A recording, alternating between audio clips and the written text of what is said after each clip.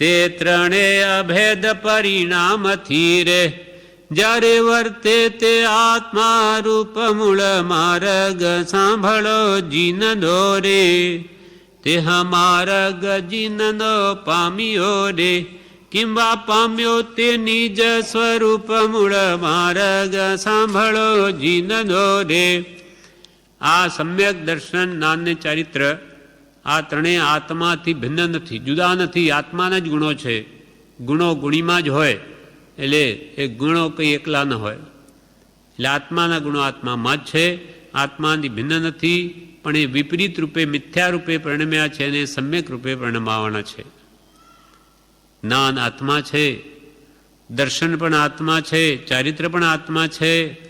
વ્યવહાર નૈતિ જોઈએ તો આત્મા એમ કહેવાય કે જાણનાર છે, એ શ્રદ્ધનાર છે, વર્તનાર છે, એમ જ્ઞાન દર્શન ચારિત્રના ભેદ પડે વ્યવહાર નૈતિ. પણ નિશ્ચય નૈતિ તો ત્રણેય એક આત્મામાં જ છે. આત્માનું જ જ્ઞાન, આત્માની શ્રદ્ધા, આત્મામાં જ રમણતા એ નિશ્ચય ચારિત્ર છે. એમ ત્રણેય ગુણ અભેદ રૂપે વર્તે એટલે કે આત્માનું જ જ્ઞાન, આત્માની શ્રદ્ધા, આત્મામાં જ રમણતા એમ અભેદ રૂપે વર્તે ત્યારે તે આત્મા રૂપ જ છે. એટલે તેમાં જ રમણતા થાય ત્યારે તે આત્મા રૂપ થયો અને તે જ જીનનો માર્ગ પામ્યો અથવા પોતાના સ્વરૂપને પામ્યો ગણાય. તે ત્રણેય અભેદ પરિણામથી રે, પરિણામ એટલે ભાવ, ભાવમાં અભેદપણું જ્યાં આવી ગયું, આત્માનું જ જ્ઞાન એની શ્રદ્ધા એમ જ રમણતા જ્યારે વર્તે તે આત્મા રૂપ, પોતે આત્મા રૂપ થઈ ગયો, તે માર્ગ જીનનો પામ્યો.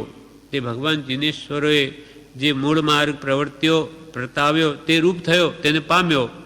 કિમમાં પામ્યો? તે નિજ સ્વરૂપ, પોતાના સ્વરૂપને પામ્યો કહો, અથવા જીનેશ્વર ભગવંતે જે માર્ગ મળ્યો ઉપદેશ્યો તેને પામ્યો કહો.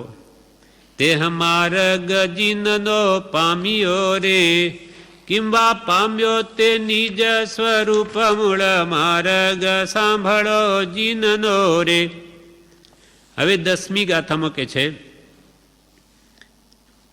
આત્માના મૂળ જ્ઞાન દર્શન ચારિત્ર ગુણને પામવા માટે સદગુરુનો ઉપદેશ અને સ્વચ્છંદ તેમજ પ્રતિબંધને ટાળવો પડશે.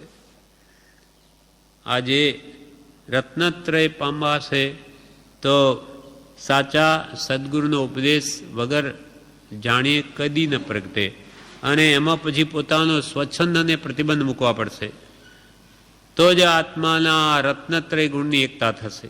એ ભાવ જણાવે છે.